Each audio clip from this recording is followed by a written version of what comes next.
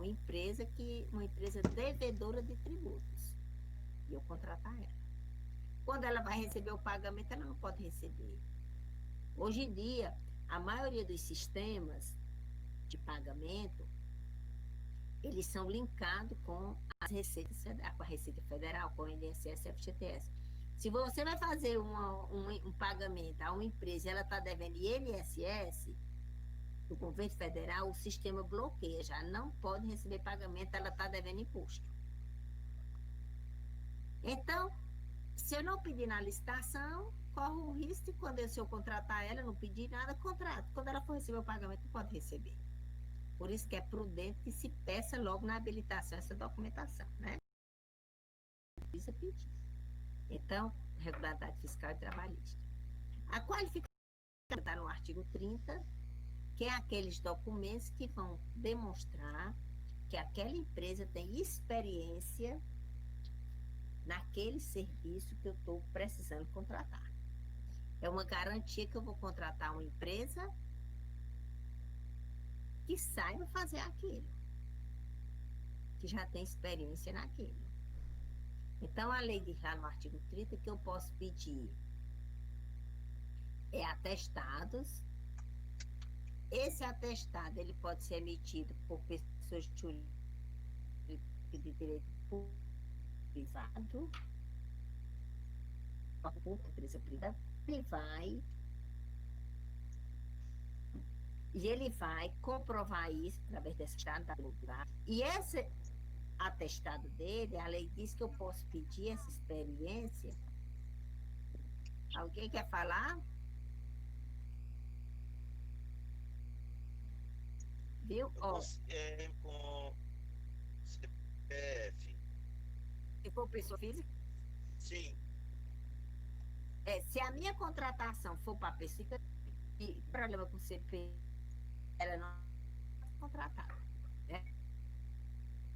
Se estiver devendo de renda federal, eu me lembro que uma vez eu dei um treinamento para o. Era a ESAF até nesse governo Bolsonaro, ela foi extinta.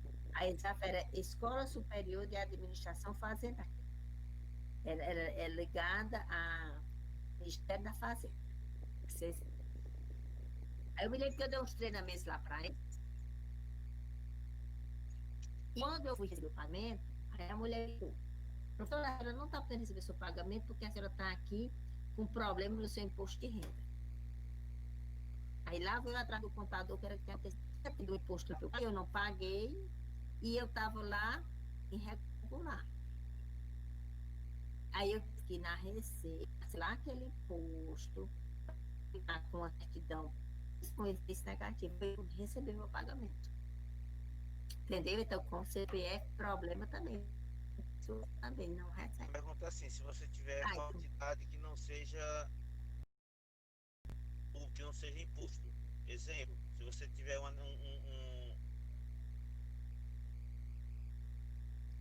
Não, se o seu CPF.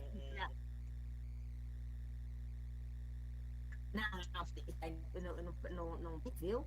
O que não pode é se você tiver com seu CPF, vamos dizer assim, se o CPF está bloqueado como uma pessoa, como cidadão, algum problema nesse sentido, né? Agora, questão restrição em banco, não, viu? Obrigado, seria isso. Tá, pode. Ah, se não fosse assim, era complicado, não, mas pode. Não pode ser com questão do impuro, né? Ele tiver na dita.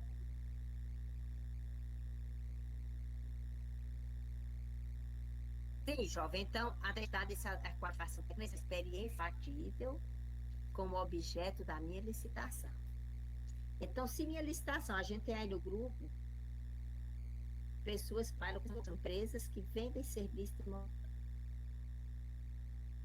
Se a minha licitação, exemplo, é para uma contratação por 2 anos para 100 homens de limpeza. Grande contratação, 100 homens de limpeza pelo período de 2 anos. Essa empresa, para ser habilitada, ela tem que comprovar a anterior, compatível com 2 anos e compatível com 100 homens. E esse atestado ele pode ser dado por empresa pública ou empresa privada. Se você pegar um edital dizendo que o atestado tem que ser emitido só por órgão público, você vai impugnar o edital, porque está ilegal. Certo? É público ou privado. Tá bom? Vou compartilhar isso. E no artigo, a qualificação técnica está prevista no artigo 30. Quinto do artigo 30 diz lá que é proibido eu exigir experiência anterior com limitação de tempo, de época ou de lugar. É aquilo que eu disse para você. Eu vou fazer uma licitação aqui no Juazeiro. Aí digo, só pode participar empresas que estejam sediadas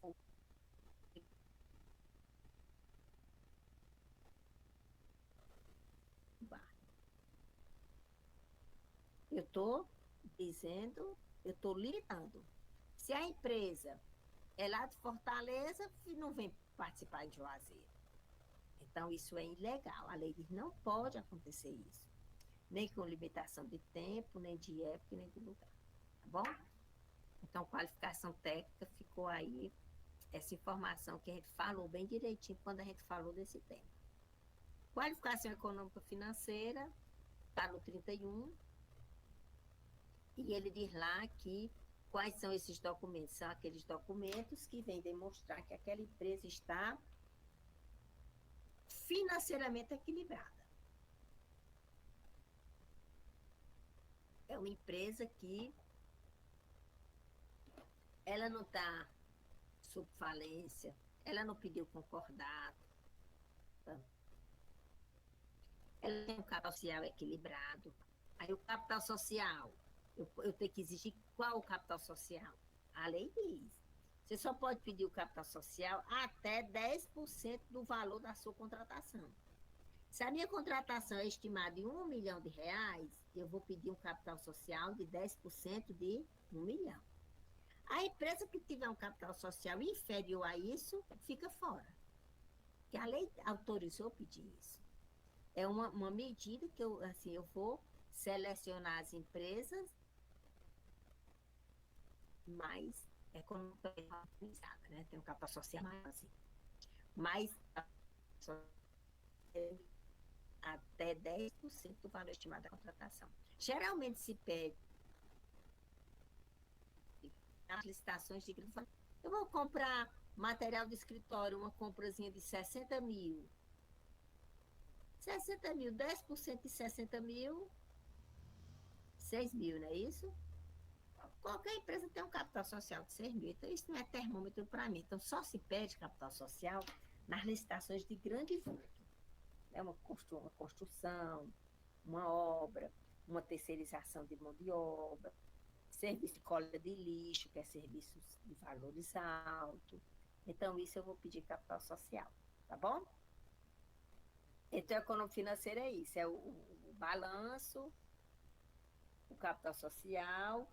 Outra coisa que eu posso pedir com relação à qualificação econômica financeira é a garantia de habilitação, né?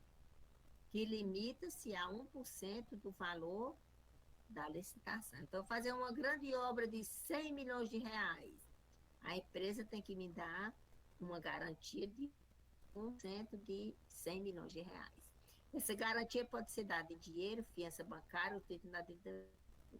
Hoje mesmo eu estava vendo a história de um acordo que saiu recente, dizendo, amanhã eu mando para vocês, dizendo que essa fiança bancária só pode ser aceita se o banco que estiver dando a fiança for um banco devidamente registrado, autorizado pelo Banco Central. Não é qualquer instituiçãozinha, né? Tem que estar. Tem esse acordo que saiu agora recente com relação a isso, tá bom? E cumprimento do disposto no 36 da Constituição 33, o artigo 7, é aquela história que não emprega o menor. Também documento de habilitação. Aí você tem que dar uma certidão dizendo que não emprega, não explora o trabalho infantil. Você até empregar o menor, mas desde que seja naquela situação de aprendiz, né? Se a minha empresa ele tem o menor aprendiz, ele está resguardado na lei, porque existe uma lei que é exatamente para dar oportunidade, né? Aumento para ele pode, né? Mas ele está estudando, tem tudo aquelas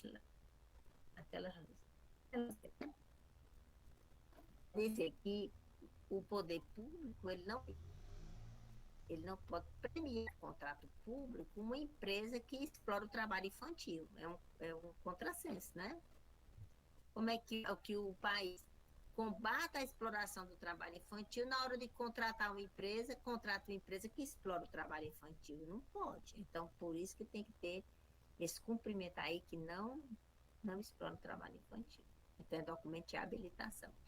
Tudo isso que a gente está vendo aqui, eu posso pedir em qualquer modalidade. O único documento que eu não vou poder pedir no pregão, o artigo 5º da lei do pregão, ele vem e diz que você não pode pedir, é o quê? Garantia de habilitação. Que é a história que você vem antes do dia da licitação, dá a garantia que pode ser em dinheiro, fiança bancária e tipo de tudo. Por quê? Porque aí é como o seu Ednardo diz. Aí eu já ficaria sabendo que eram as empresas que vão participar, se eu pedir garantia, né? Que as empresas vêm antes da licitação me dá a garantia. Eu já fiquei sabendo quem vai participar. E por isso que o pregão diz não pode pedir garantia no pregão, tá bom? Ok, jovem. Sim, aí estude esses documentos, eles podem ser apresentados em original, autenticado pelo servidor, ou autenticado em cartório. Pela aquela lei que surgiu em 2019, que eu pensei que ela fosse criar mais força no Brasil e ela está bem caladinha. Diz lá que o servidor público, ele tem fé pública, né, para autenticar documento e para reconhecer a firma. Você chega com seu documento, eu olho aqui, vejo que você assinou, eu digo se aquela assinatura corresponde àquela pessoa dona daquele documento, né? Então tem essa lei, mas muitas vezes os editais, eles colocam já que os documentos têm que ser autenticados em cartório. Aí os licitantes não brigam, não questionam e ficam gastando dinheiro com cartório. Pagando aquele selozinho eletrônico, que é um gasto muito grande. Para quem trabalha com licitação, empresa, pode olhar o custo da empresa que ela gasta com a questão de autenticidade em cartório. É uns valores altos que as empresas gastam. Coisa que não precisa mais por conta dessa lei, né? Que diz que o servidor pode autenticar. Tá bom? Silvia, feito isso, então a gente já falou da habilitação. Nós já falamos do pregão. Nós vamos falar do resiste preço, bem rapidinho, da lei complementar 123, tá bom? Silvia, bota resiste preços. Jovens, alguma pergunta que vocês queiram fazer sobre isso que nós estudamos? Seu Ednardo, Cleiton, seu José Teres,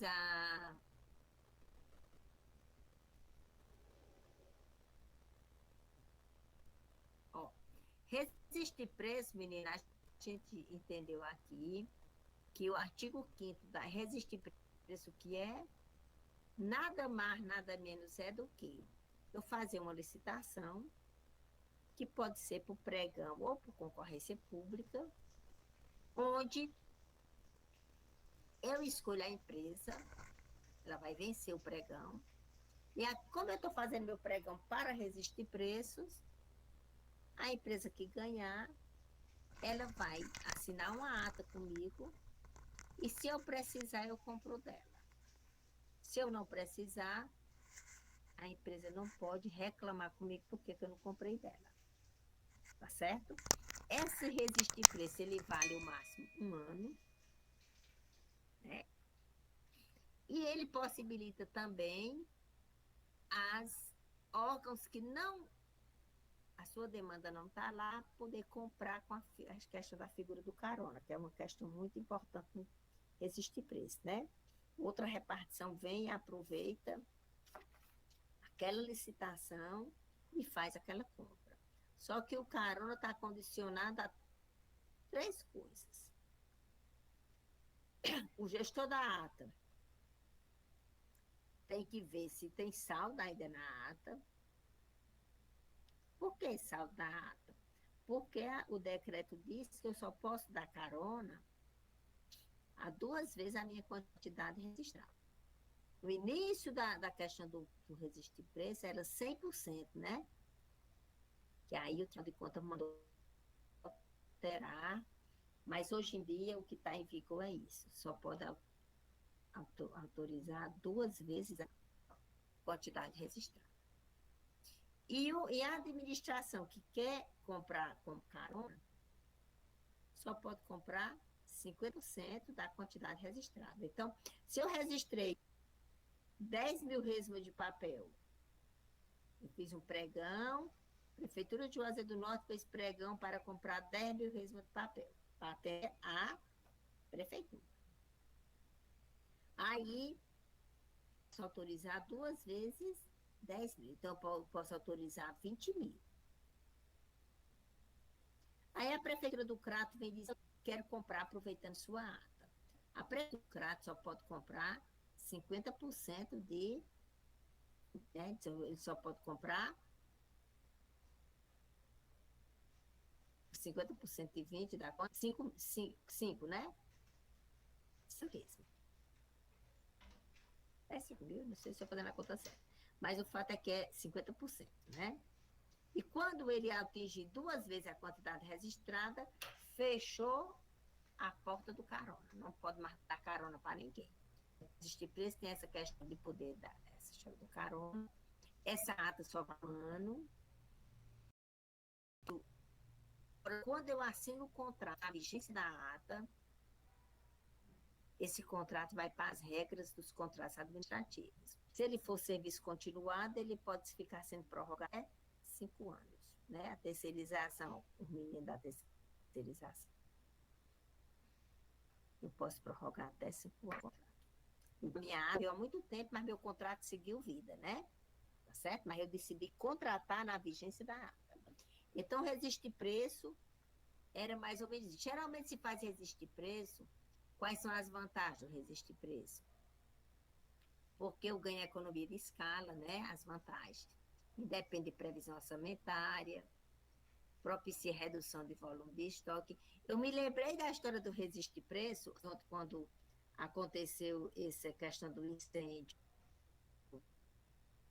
no hospital lá do Rio. É isso que o incêndio começou no almoxarifado, onde tinha muitas fraldas, né? Porque lá parece também era questão de pediatria. Tinha muitos insumos de saúde que eram inflamáveis, muito coisa armazenada. Quer dizer, se uma administração pública ela tem ata de registro de preço em vigor, essa história de estoque acaba. Ela não precisa estar com esse montão de estoque lá, comprar e guardar. Não, eu vou pedindo só a quantidade que eu estiver precisando. Não precisa eu estocar um almoxarifado cheio de produto. Aí, quando falou nisso, era muito material estocado, aí eu me lembrei. E por que esse hospital não fazia registro de preço para fazer essas compras dele, que não prestava esse estoque, né? Ó, é exatamente isso, ó. Propicia redução de volumes de estoque, né? Porque meu produto está lá na empresa. À medida que eu for comprando, eu vou pedindo, vai me entregando, né? Então, resistir preço é mais ou menos, sei lá, esse carona geralmente faz resistir preço nas contratações que eu preciso com frequência, né? Geralmente a administração se reúne para fazer toda uma demanda, todo mundo comprar junto, né? Quer dizer, é uma ferramenta de gestão muito eficiente. Mas para isso a administração pública tem que ter aqui uma base organizada, organizando isso, né? Planejando essas questões, pegando todas as demandas de todo mundo e fazendo essa questão andar, porque senão perde o sentido, né? A questão do registro de preço. Então tem que ter todo esse cuidado aí. Eu me lembro que quando que o registro de preço ele só criou força no Brasil depois de 2002, que foi quando saiu o pregão. Porque antes eu só podia fazer registro de preço por concorrência pública. Então ninguém conseguia implantar registro de preço. Não se ouviu falar. Quando foi a partir de julho de 2002, que é a lei do pregão, Aí começaram a fazer para resistir preço. Aí o negócio criou fogo, né?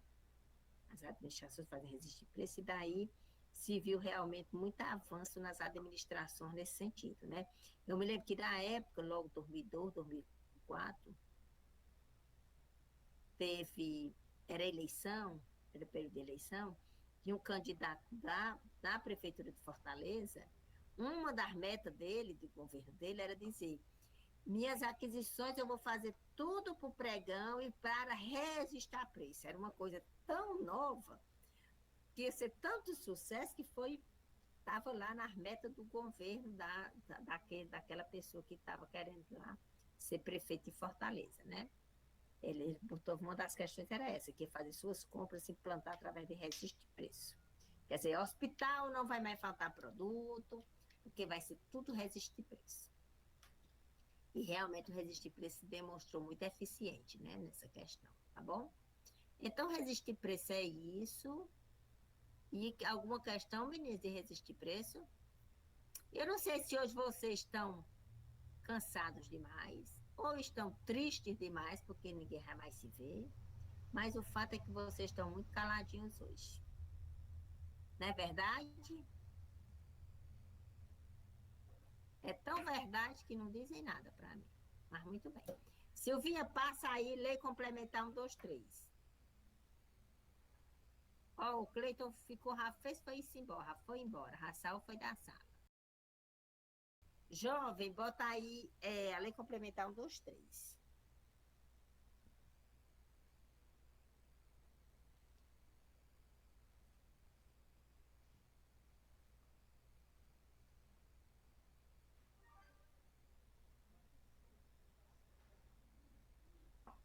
Ministro, essa complementar 1, 2, 3, quer dizer, tu tá micro e pequeno. Se o Ednar disse uma coisa muito. Aí ele disse: quando participa de pregão, ele não sabe quem é que está participando, se é microempresa, perdeu para uma microempresa, que não é muito vantajoso, porque ele não vê com quem está participando, e muitas vezes é uma microempresa, e depois essa microempresa é quem ganhou porque empatou com ele. É por força dessa lei, né, senhor Ednar? Que essa microempresa tem vezes que ganha do senhor, mesmo o senhor tendo com um preço menor do que o dela, né? Então, essa lei complementar 1, 2, 3 é a lei da micro e pequena empresa. E o que é que ela traz, né, de novo?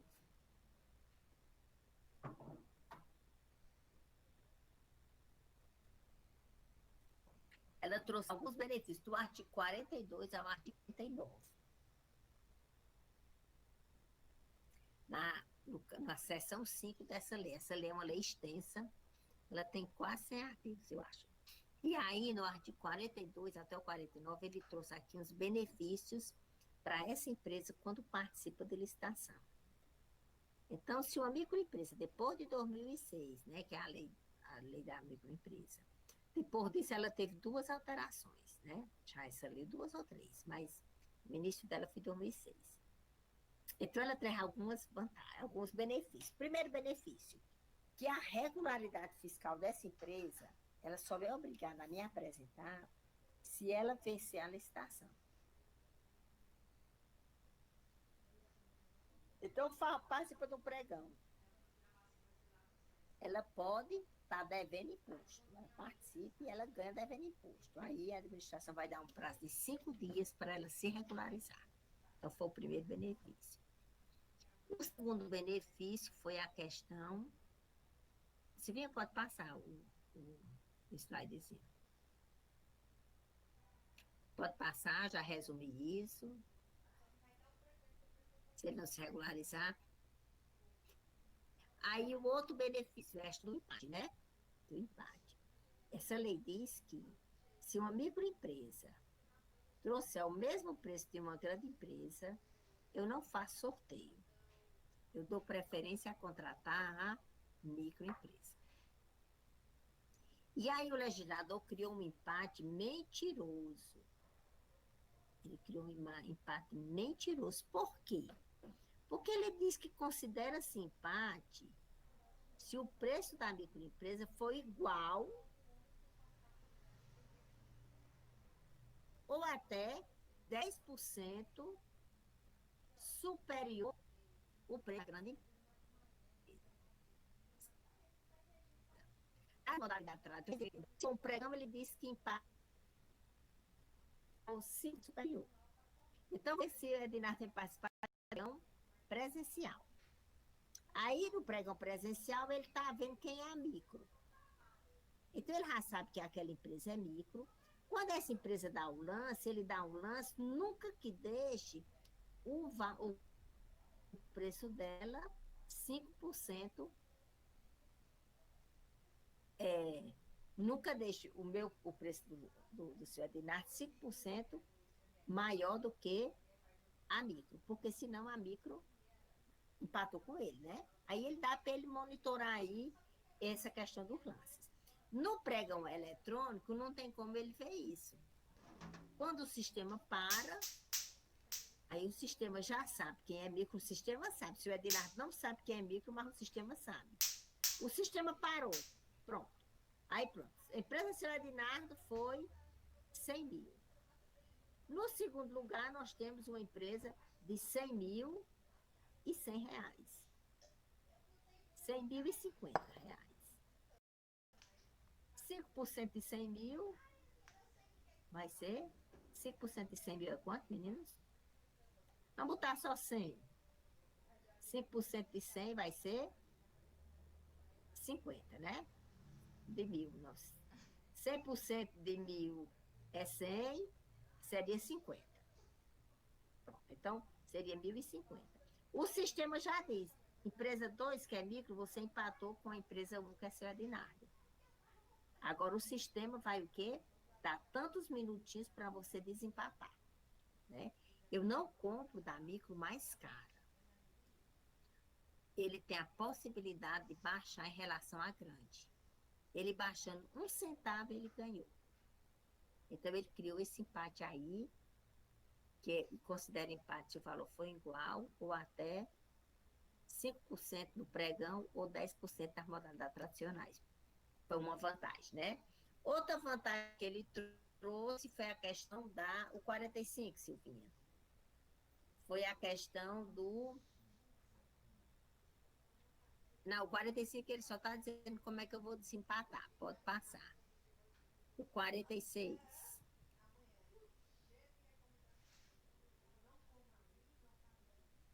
Foi a questão da crédito líquido, uma novidade. A administração pública ela tem um empenho não pago, sem até 30 dias. Peguei o produto, vendi para a Prefeitura de Fortaleza.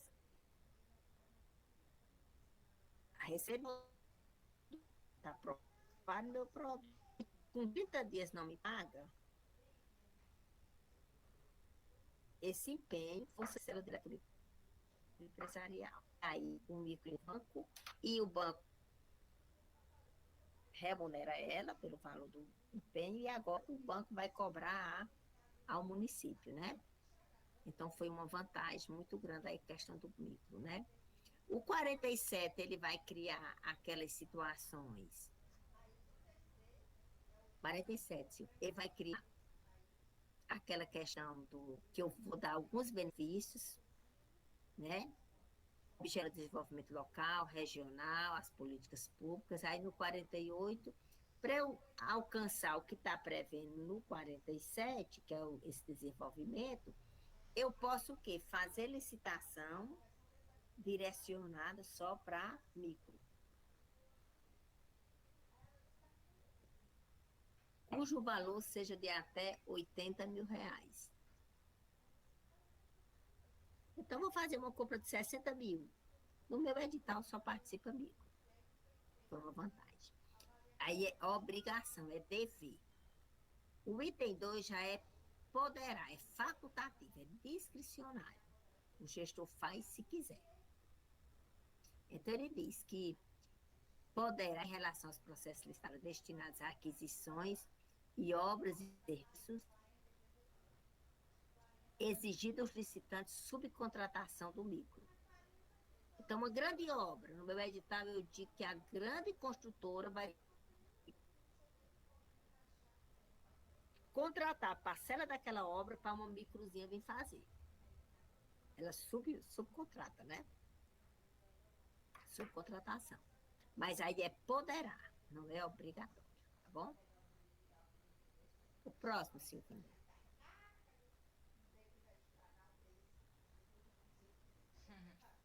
E espera só o próximo slide, né? O artigo não, o anterior a esse, só para complementar lá a história do... Pronto. Deverá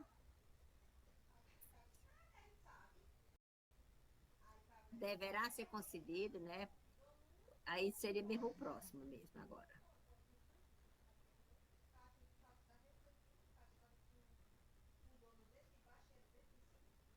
No que diz respeito a... Enquanto nós soberania estadual, sim, aqui é que o decreto anterior, no início, essa lei, aliás, ela dizia que para você fazer isso, dizer que só que a 80 mil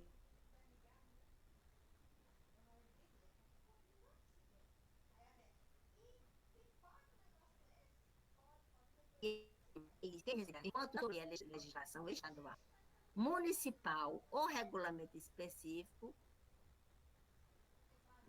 de cada órgão, aplica-se a legislação. Quer dizer, você tem, antes ficava, eu não dou esse direito micro porque o município não tem decreto. Porque no início da lei, em 2006, exigia isso, que tinha que ter um decreto. Depois a lei foi alterada, o fato é que o legislador agora fechou questão. Se você, município, não tem decreto, você usa o decreto federal. Você tem que dar o direito a micro, certo? Ok, o próximo, Silvinha. O próximo, falando, vamos... Se ele só não aplica esse 47, 48, o meu município não tiver no centro competitivo, tiver o quê? Desenvolvimento local, regional, nas políticas públicas, né? Se no meu município eu não tenho 3 micros sediados no meu município, não tem sentido eu fazer isso. Né? Só vou fazer se eu tiver micro na minha região. Eles sediados local ou regionalmente. No início da lei, dessa lei, ele dá o conceito que é regional. Aí, esse município aqui está na minha região ou não está? A lei dá o conceito do que é o regional, lá no início, sim, tá bom? Ok. Então, com isso, meninos, foi benefício dessa lei também que a gente estudou. Então, estudamos isso. Não foi isso, seu José? Lembra disso? Jovens, então, com isso, a gente tentou resumir o que nós estudamos. E ontem nós estudamos os contratos administrativos. Foi ontem? A questão do gestor do contrato, estudamos as regras dos contratos administrativos, se o contrato pode ser reajustado, a vigência dos contratos administrativos, a figura do gestor do contrato, tudo isso nós estudamos ontem. Como foi estudado ontem, eu tenho certeza que vocês estão com essas informações bem direitinhas, né? Para amanhã, jovens, nós vamos determinar o seguinte, aí todo mundo vai estar de acordo com isso. Na nossa apostila, sim, nós temos vários exercícios, tá bom? Vários exercícios. Daqueles exercícios que estão na apostila, vocês vão escolher livremente 10 questões e vão tentar responder. Pode ser questão de pregão, tem umas questões de marcar que está bem simplesinho de fazer. Escolhe lá 10 questões e tenta responder. Não precisa responder com doutrina, não. Faz no artigo da lei, vê o que é aquilo e diz. A resposta é essa. Sem muito estresse. Então, vocês vão escolher 10 questões para responder. É para segunda-feira. E eu disse que era para amanhã? Não, é para segunda-feira, João. Para segunda-feira. Amanhã vocês vão fazer, mas vão mandar segunda-feira, certo? Vocês vão fazer e mandar até segunda-feira. Segunda-feira, de 10 horas. Segunda-feira é feriado, né? De 10 horas até as 11 horas, eu vou tirar 1 hora. Eu vou ficar sentadinha numa mesa, lendo aqui algumas questões, esperando se vocês têm dúvidas. Eu vou ficar focada aqui esperando vocês. Vai dar meu telefone, vai dar meu e-mail e eu vou ficar 1 hora disponível para tirar alguma dúvida. O fato é que até as 17 horas da segunda-feira, vocês encaminhem para o e-mail, que amanhã a Silvinha vai dar o e-mail da Silvinha, essas respostinhas de vocês. Quem responder, quem mandar, ficou com 2 horas de aula, ficou com um dia de aula, né? Então, se você tiver faltado algum dia, você compensa com esse trabalho, tá certo?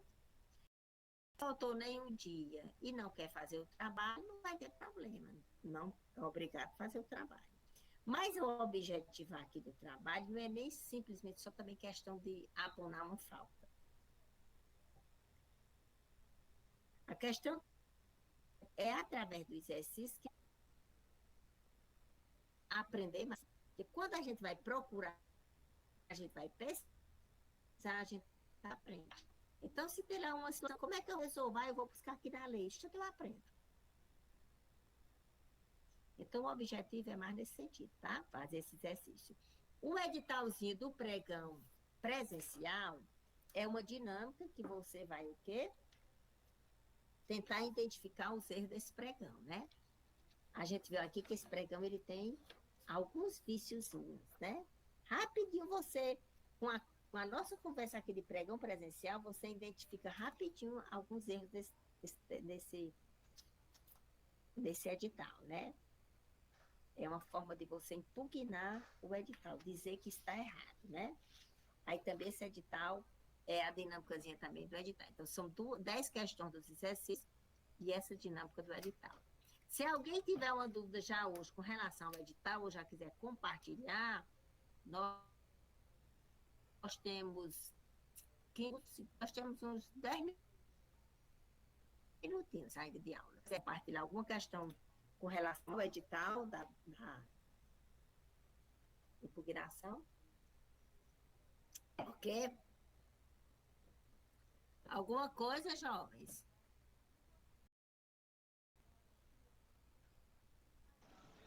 Liduína, cadê você?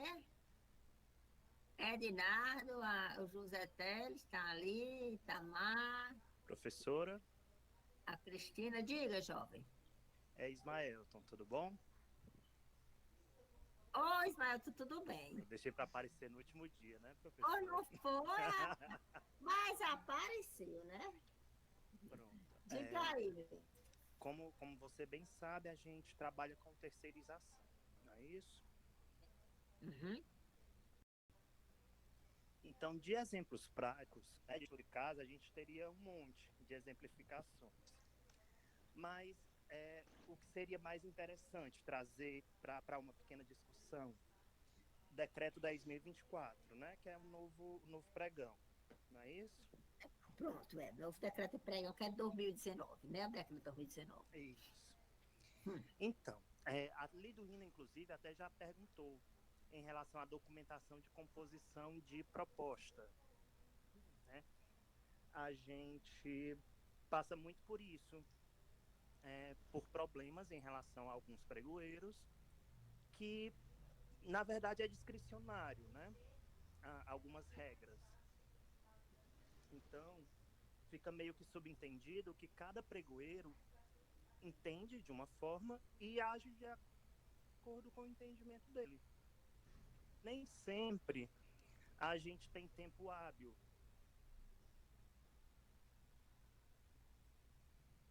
Né? Porque apareceu, nem tem para isso. E aí, o que seria uma dica a ser dada nesses casos? Em relação a documentos de habilitação e em relação a documentos de proposta. Proposta readequada o valor, não é isso que tu diz? Não, o inicial. A preparação ainda A proposta inicial. Olha, o que é que eu vejo aqui? Tu sabe, eu não sei se o governo do Estado, até um tempo atrás, ele só fazia de terceirização presencial. Foi bastante. Foi bastante, né? O governo federal não, desde o início, ele, como o decreto dele diz que tem que ser, ele só faz eletrônico, né? O governo federal. Poucos O Estado órgãos, alguns conselhos, o Estado fazia mais o presencial, por quê? Porque era exatamente, as empresas mergulhavam muito no preço, na hora que remandava a planilha readequada, via que tinha muita coisa lá inexequível. Aí era aquela confusão, aquela história. Aí terminava fazendo tudo presencial, onde terminava as empresas indo por sorteio, né? É isso? Isso. A maioria ia por sorteio. Tudo estava a mesma taxa, não podia ter taxa zero e por sorteio. O critério era menor taxa. Menor taxa. No pregão eletrônico, a primeira, pelo menos, variação. Aí tem que mandar a primeira proposta. Primeira pessoa. Com a regra, antes mandava depois, mas agora tem que mandar junto, tem que mandar junto. O que é que o decreto do pregão diz? Que eu primeiro abro a proposta. E eu tenho que ver se essa proposta atende meu edital. Se a proposta inicial, Ismael, for muito baixa, ela já chegou inicialmente baixa, que o mínimo cobre os custos mínimos, salário da categoria, impostos obrigatórios no cobre, o pregoeiro já deve desclassificar essa proposta agora. Nem deixa ela parar, porque ela já começou muito baixa. Se a proposta vem altíssima, ele deixa, porque a empresa ainda vai ter momento de brigar no lance. Então, ele vai brigar. Quando terminar a fase competitiva, aí o sistema vai dizer quem é melhor, quem é ainda está. Aí o que é que a lei diz? Terminada a fase competitiva, o pregoeiro vai examinar a aceitabilidade da proposta de novo, depois que ele negociou, não é isso? Exato. Se nessa análise se demonstrar inexequível, o pregoeiro deve desclassificar ela agora, né? Já na análise. Se o pregoeiro tem dúvida quanto à execuibilidade, o que é que o terceiro diz? Oportunize o licitante a demonstrar o licitante vai para cá, porque eu tenho isenção de imposto em tal lugar, eu não sei o quê, aí vai demonstrar ali. Aí o pregoeiro vai se convencer ou não. O fato é que quando o pregoeiro dá a decisão, se acertou ou não, e dá a decisão de quem é o vencedor, e se ele está habilitado, e ele está sistema aberto para entender recurso. E nesse momento vai entrar com recurso, intenção de recurso. Classificação ou inabilitação, ou contra a classificação ou habilitação de alguém que no entendimento dele está errado. Não é assim que tem acontecido? Ou não? Exatamente. A fase corresponde a isso exatamente. Mas assim, só voltando um pouco, professora, por favor. No momento do cadastro, né, a inclusão tem que ser realizada de documentos de habilitação e proposta de preço. A gente já tirou dúvida aqui, inclusive em aula, né, através da Arduino, que a proposta deveria constar todos os documentos referentes à proposta. Né, assim, por forma discricionária, tem pregoeiros que entendem que a pilha de composição faz parte da proposta dele. Existem pregoeiros que consideram somente aquela descrição e uma capa, né, com o valor geral. Isso, do global considera como a proposta de preços. Assim, vamos dizer assim, dando uma interpretação. Se o valor estimado, o meu valor estimado é 1 milhão, a empresa vem com 2 milhões, ela, tudo bem, ela vai brigar no preço. Agora, o fato é que quando ela ganhou, ela tem que me detalhar porque ela chegou em 1 milhão. E aquele preço tem que estar coerente com os custos mínimos que o meu edital tem que dizer. Então, a senhora entende que a planilha só deveria constar da proposta ajustada? Não, ela poderia já pedir no primeiro momento, não tem problema nenhum.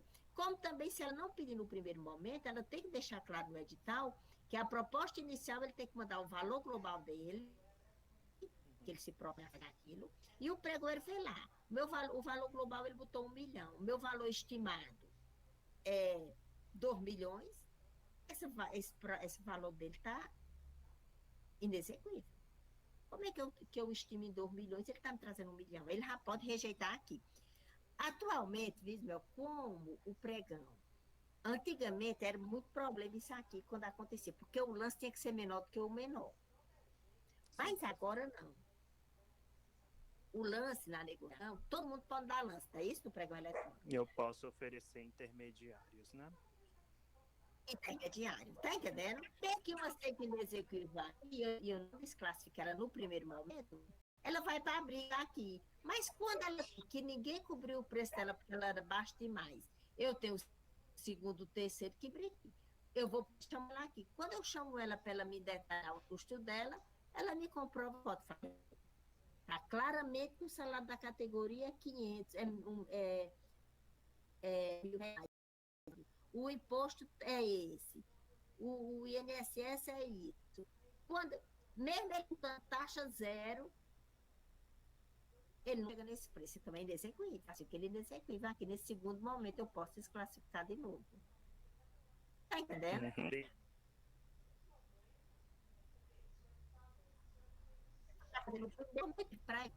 Ele acha melhor deixar ir para a briga. E deixa para olhar só lá no final. Porque quando ele desclassifica nesse primeiro momento, o que acontece? Tira a possibilidade daquele licitante brigar em preço. Ninguém briga com ele, ele também não briga com ninguém, porque ele foi desclassificado. Aí, quando termina o pregão todo, vim querer entrar com recurso e complicar aqui meu processo todinho, porque eu desclassifiquei ele no início. Tá entendendo? Aí, muito pregoeiro com medo dessa história aqui, acha melhor deixar todo mundo ir para a briga. Aí, vai fazer essa triagem quando termina. Tá entendendo?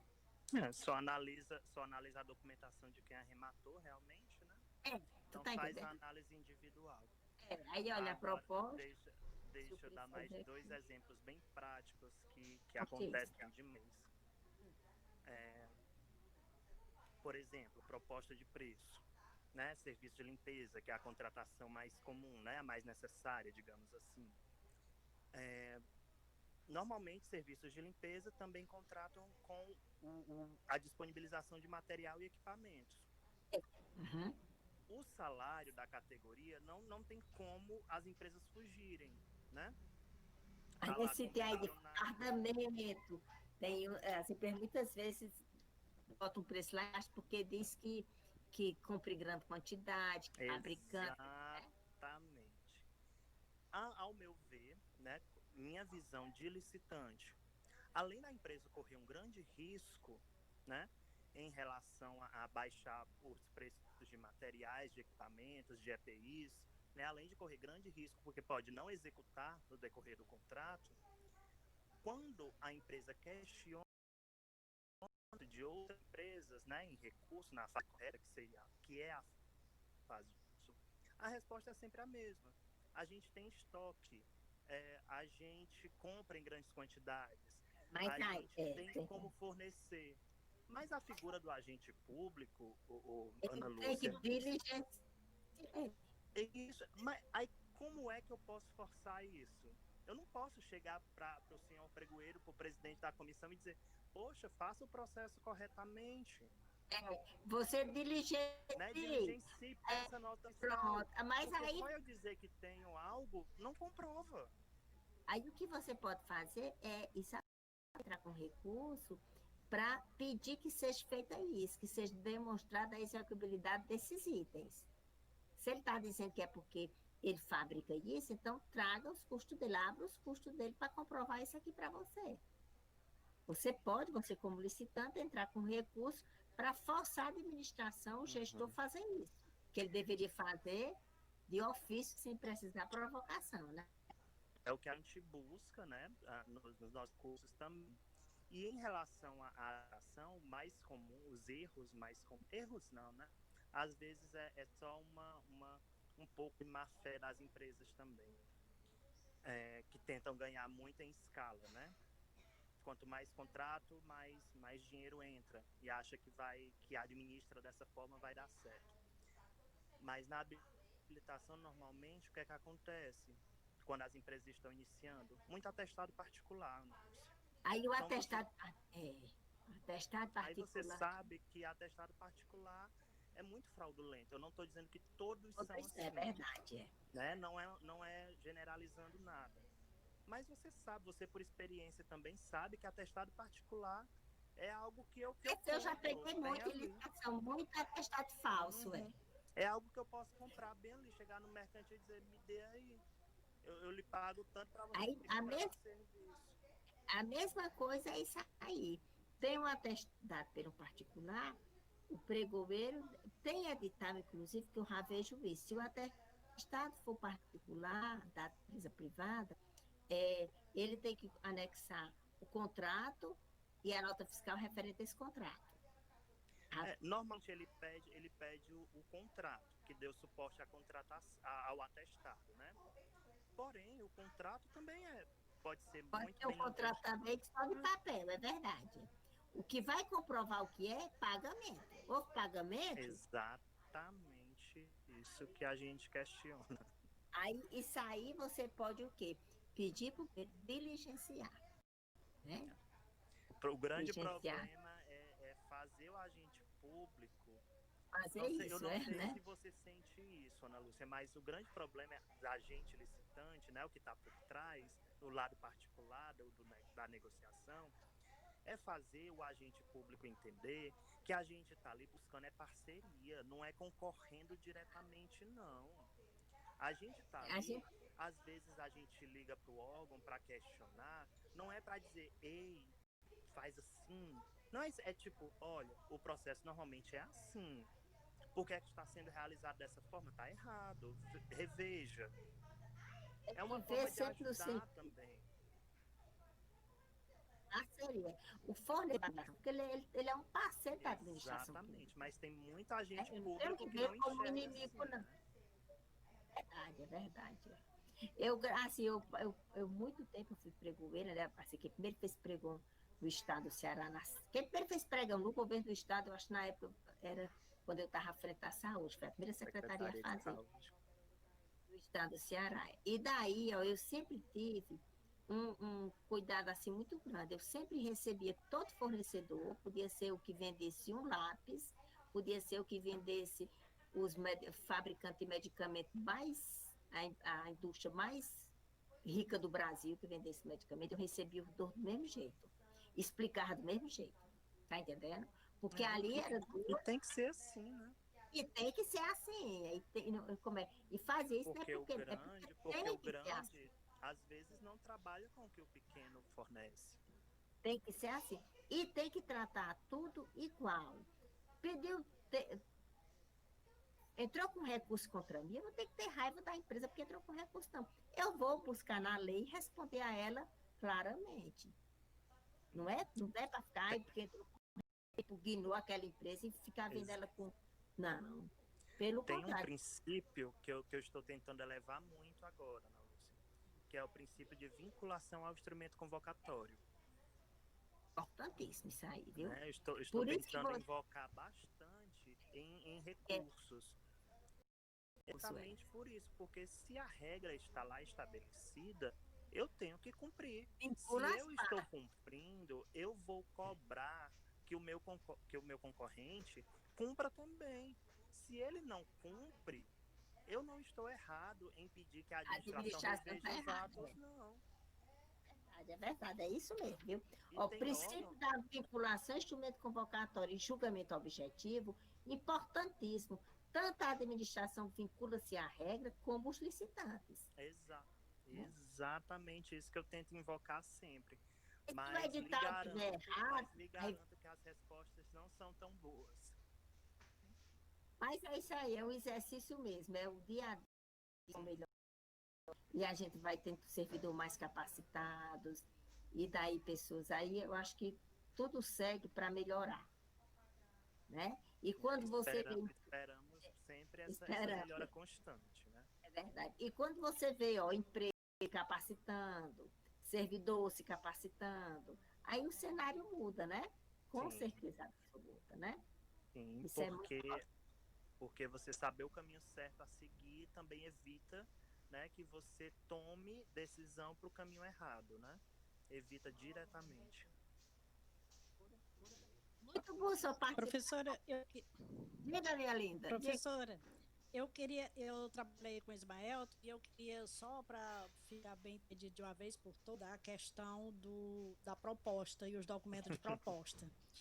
Porque assim, nós já participamos de licitação que a pregoeira desclassificou todo mundo porque o pessoal só estava enviando a folha de rosto da proposta.